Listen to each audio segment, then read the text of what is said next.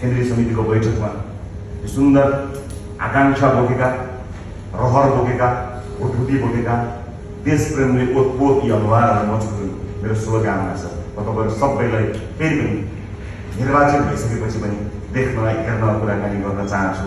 म सबभन्दा पहिला यहाँहरू सबैलाई धेरै धेरै शुभकामना व्यक्त गर्न चाहन्छु। अर्को महत्त्वपूर्ण कुरा, पार्टीको आन्तरिक लोकतन्त्र हाम्रा लागि असाध्यै धेरै महत्त्वपूर्ण कुरा हो। आन्तरिक लोकतन्त्रलाई मजबुत बनाउनको निमित्त सभापतिका रूपमा, संस्थापक सभापतिका रूपमा कति भूमिका निर्वाह गर्न सकिए सकिन त्यो यहाँहरूले मूल्याङ्कन गर्नुभएको विषय होला। तर मेरो लागि निष्ठा र आन्तरिक लोकतन्त्र यो कुनै कम्प्रोमाइज गर्ने विषय होइन। मैले त्यसमा कहिले पनि कम्प्रोमाइज नगर्ने वचनबद्धता प्रकट गरेको छु र म त्यसमा खरो गर्ने प्रयास आफ्नो राजनैतिक जीवनभरि गरिरहनेछु।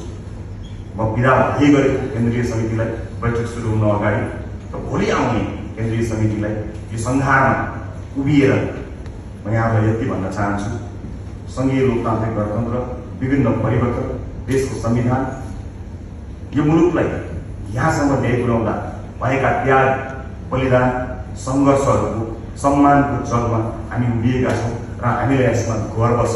हामी गर्वका साथ यो परिवर्तनको सन्धारमा उभिएका छौँ र हिजोको त्याग र बलिदानीको उचाइको काँधमा उभिएको हुनाले, बस्न पाएको हुनाले नै हामी एक फराकिलो दृश्य देख्न पाइरहेका छौँ। त्यसैले म तपाईँहरूलाई प्रतिबद्धताका साथ फेरि पनि भन्न चाहन्छु कि यी मूल्य र मान्यताहरू र लोकतन्त्रप्रतिको प्रतिबद्धताबाट हामी कहिले विमुख हुने छैनौँ। म कहिले विमुख हुने छैन। म यो कुरा यहाँहरूलाई आजको यो बैठकको सुरुवातमा नै बताउन चाहन्छु। साथीहरू,